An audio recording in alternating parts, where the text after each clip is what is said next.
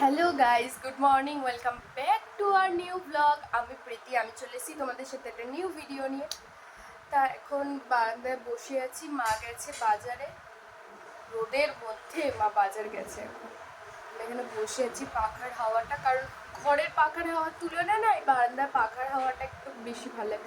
খোলামেলা থাকে তো এর জন্য বেশি হাওয়া, মানে হাওয়াটা বেশ ভালো লাগে। মানে ঘরের তুলনায় ঘরে যেমন গরম একটু হাওয়াটা হয়, এখানে অতটা বেশি গরম হাওয়াটা হয় না। আর কি বলে, ঠিক একটু পর না দেখবে আবার ভোল্টেজটা কমে যাবে। এই ভোল্টেজের এত প্রবলেম আমাদের এখানটা না, কি বল। এই উঠে ডিম টোস্ট খেলাম। মা মানে একটাই ডিম, মা হাফ খেলো, আমি হাফ খেলাম। একটা রুটি মা হাফ, আমি হাফ। বললাম যে কি আমাকে ছাতু দিয়ে দাও। আমার ছাতুটা না খুব একটা ভালো লাগে, কিন্তু রুটি একটাই ছিল দোকানে। তো মা বললো ঠিক আছে হাফ হাফই খাই, তাহলে দুপুরবেলা তাড়াতাড়ি ভাত খেয়ে নাও।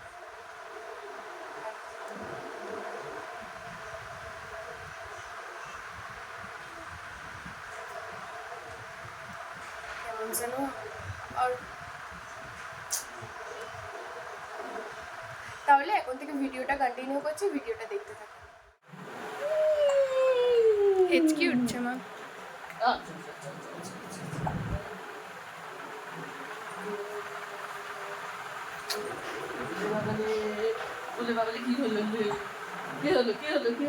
এখন মা দিয়েছে বেলের শরবত। আর এই বেলের শরবতে না গন্ধরাজ লেবু দিয়ে খেয়ে দেখবে তোমরা। আমি জানি না কারা কারা ট্রাই করেছো, বাট আমার মা গন্ধরাজ লেবু দেয়, এত সুন্দর একটা স্মেল বেরোয়, এত টেস্ট লাগে খেতে, দারুণ লাগে।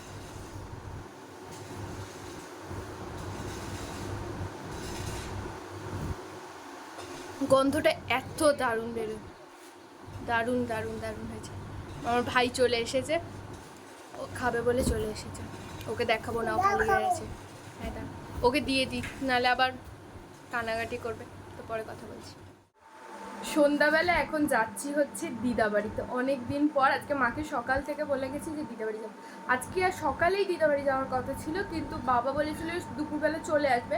কিন্তু বাবা বেলার দিকে জানে যে দুপুরবেলা বাবা আসবে। তো মা বলছে যে কি তুমি তাহলে আগে জানাবে না যে কি তুমি দুপুরবেলা আসবে না, তাহলে সকালবেলাই যেতাম দিদা বাড়িতে। আর অনেক দিন হয়ে গেছে যে সকালবেলা দিদা বাড়িতে যাই না। এখন রেডি হয়ে গেছি। আর মাকে তখনই আমি বলেছিলাম যে বিকেলে যাব, কালকে যাওয়ার কথা ছিল, কিন্তু আমি বলছি যে কি আজকে যাবই যাব। তো মাকে বলেছিলাম মা তুমি যদি ঘুমিয়ে পড়ো কখন ডাকবো। তো মাকে তাড়াতাড়ি করে আমি ডেকে দিই, আমি ভাবছি যে আমি আগে আগে রেডি হয়ে যাই, রেডি হয়ে ভিডিও করো, কারণ মা আবার এই মানে কী বলে রেডি হয়ে দাঁড়িয়ে থাকবে, আমি আবার ভিডিও করবো, মা ততক্ষণ ঘেমেও যাবে। তা আমি ভেবেছি কিন্তু আমি বললাম মা হয়তো একটু পরে উঠবে করে, দেখি মাও উঠে গেছে। মা এখন রেডি হচ্ছে, আমি এখানে রেডি হয়ে গেছি, মা ওদিকে রেডি হচ্ছে। মায়ের সাজগোজ এখনো হয়নি, চশমাটা পরিয়ে গেলে কেমন একটা চোখ লাগছে দেখে।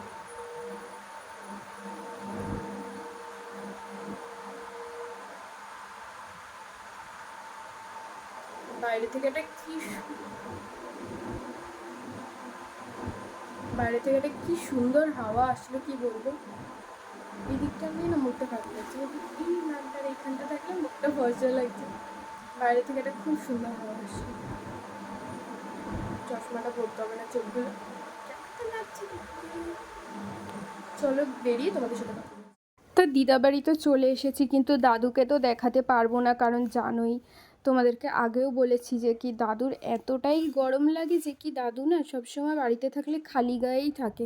তো আমি ভিডিওতে খালি গায়ে নিতে পারবো না, এর জন্য আর বাজেও দেখায়, এর জন্য আমি দাদুকে নিই না। আর ওই যে দিদা দেখছো কি করছে, দিদা বাড়িতে আসলেই মানে দিদা কিছু না কিছু দেবে, তার জন্য এখানে বসে আছে। আর মাও এখানে বসে বসে দেখছে যে দিদা কি কি দিচ্ছে। আর দিদা বাড়িতে আসলে দিদা দেবেই, কিছু না কিছু তো দেবেই না।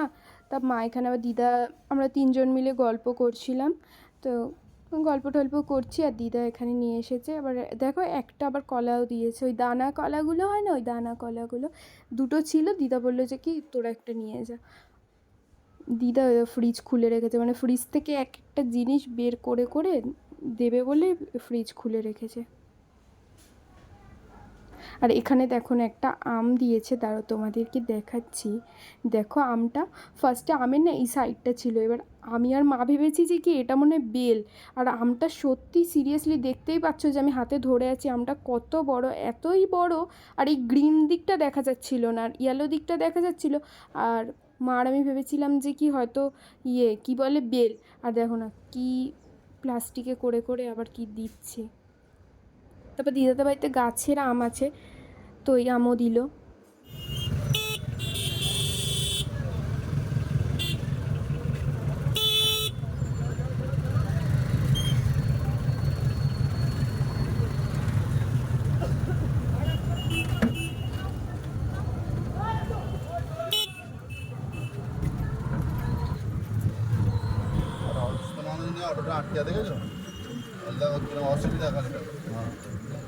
দিদাবাড়ি দিয়ে আসলাম আর দেখলে রাস্তায় কি পরিমাণে জ্যাম ছিল, মানে কি বলবো। আর ওখানে না অটোর মধ্যে একটা মেয়ে ছিল যে কিনা একটু অসুস্থ ছিল, হয়তো খুব কান্নাকাটি করছিল।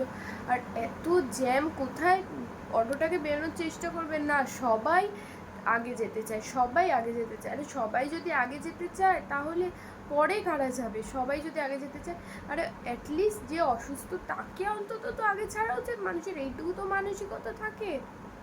কি বলবো, ওখানে লিটারেলি মেয়েটা কাঁদছে, মানে ওই মানে জ্যাম হয়ে আছে এমন যে অটোটাকে ছাড়ছে না। তা আর তার ওপর ওই জায়গাটার ট্রাফিক পুলিশগুলো, আমার জানি না, আমার কোনো ধারণা নেই যে ওরা কীভাবে, মানে ওই জায়গাটা এত মানে আজকে বলে নয়, কি বলে প্রায় মানে অনেক দিন ধরে এই প্রবলেমটা নিউ প্রবলেম না, এটা অনেক দিন ধরে প্রবলেম। এখন কিছু বলা যায় না মানুষদেরকে, এটাই হলো কথা। মানুষের মধ্যে মানসিকতাটাই কমে গেছে। তারপর এসেছি, এসে খাওয়া দাওয়া হয়ে গেছে, এখন তোমার এবার ঘুমাবো। তাহলে আজকের মতো ভিডিওটা এটুকুই। ভিডিওটা ভালো লাগলে like, comment, share and subscribe করে দিও। সবাইকে টাটা অ্যান্ড গুড নাইট।